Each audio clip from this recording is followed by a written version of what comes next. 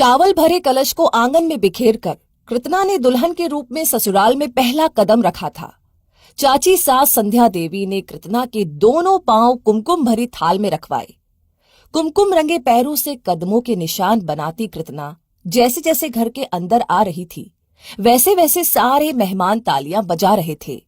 ननद सुलोचना के दोनों बच्चों ने मामी के स्वागत के लिए पुष्प बरसाने का इंतजाम किया था। मामा मामी पर अचानक सुगंधित फूलों की बारिश से एकदम उत्सव सा माहौल हो गया था। पर घर की बड़ी बहू देवकी वहां क्यों नहीं थी? वो आखिर क्यों अपने कमरे के दरवाजे की ओट से ही देवरानी के गृह आगमन की रस्मों को देखकर आनंदित हो रही थी? देवकी परिवार की बड़ी बहू थी। घर के बड़े बेटे धर्म से ब्याह कर ऐसे ही करीब 8 साल पहले वो घर में आई थी। सासू माँ तो थी नहीं तो संध्या चाची ने ही धूमधाम से सारी रस्में करवाई थी। देवर और ननद नंदोई कितना झूमे नाचे थे उस दिन। ससुराल में मिले प्यार दुलार से देवकी बेहद खुश थी। बड़ी बहू के रूप में उसने घर की सारी जिम्मेदारियों को जल्द ही संभाल लिया था। घर परिवार का ख्याल रखने के संग संग देवकी पति धर्म को कारोबार के हिसाब किताब में भी मदद करने लगी थी।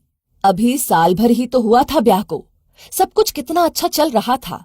तभी वो मनहूस दिन आया था जब धर्म की जीप को रोडवेज की अनियंत्रित बस ने जोर से टक्कर मार दी थी। धर्म की मौके पर ही मौत हो गई थी। परिवार और विशेषकर देवकी पर दुखों का पहाड़ टूट पड़ा था। देवकी के लिए पल भर में सब कुछ शून्य में बदल गया था। पर देवकी को एहसास था कि धर्म की छोड़ी हुई जिम्मेवारियों का निर्वहन उसे ही करना है। पड़ोसी और रिश्तेदारों का आना जाना लगा हुआ था। तभी देवकी ने पहली बार अपने लिए अभागी शब्द किसी के मुंह से सुना था। फिर तो समय के साथ न जाने कितने लोगों ने उसे अभागी कह दिया था। उसे भी अब धीरे धीरे लगने लगा था कि वो अशुभ है।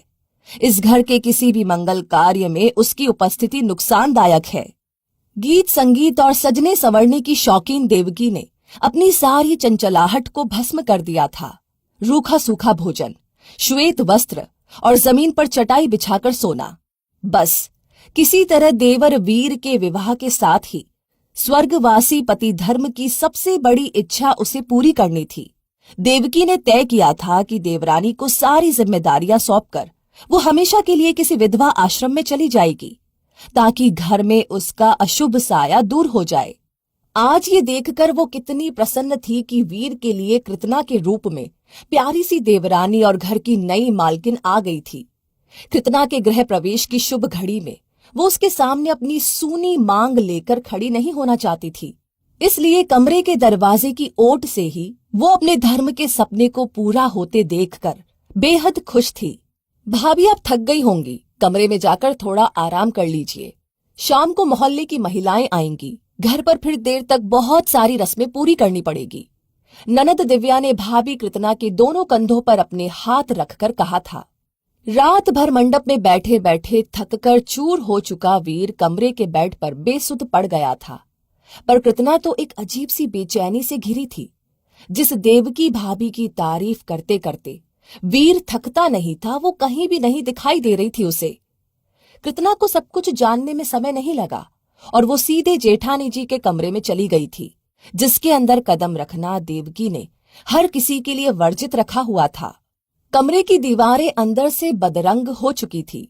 एक चटाई, कुछ पुराने चादर कंबल, लकड़ी की पुरानी सी अलमारी जिसमें उसके कपड़े, पुरानी तस्वीरों वाली एल्बम और कुछ पुस्तकें, बस यही सारा संसार बन गया था देवकी का।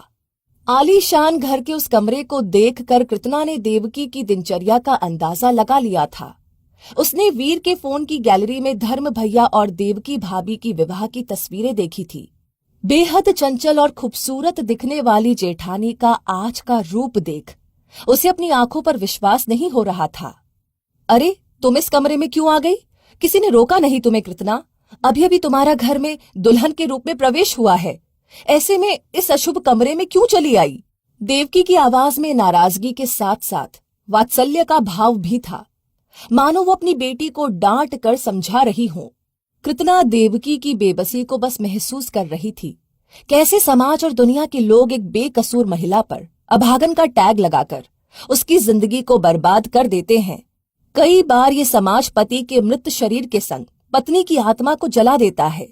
वो बस आगे बढ़कर माँ, बहन और सखी के रूप में दिख रही जेठानी को गले से लगाना चाहती थी, पर देवकी पीछे हटकर उसे उसके साए से दूर रहने का इशारा किए जा रही थी। कृतना की जिद के आगे देवकी का विरोध कमजोर पड़ चुका था। नई नवेली दुल्हन ने कमरे के कोने में दुबकी अपनी जेठानी को गले से लगाया तो उसे लगा जैसे देवकी कब से इस प्रेम और आत्मीयता की राह तक रही थी। पता नहीं कब तक देवकी की आंखें अश्रु वर्षा करते रहे। कृतना भी देवकी को जी भरकर रो लेने देना चाहती थी। आहिस्ता आहिस्ता सारा परिवार देवकी के कमरे में आ चुका था।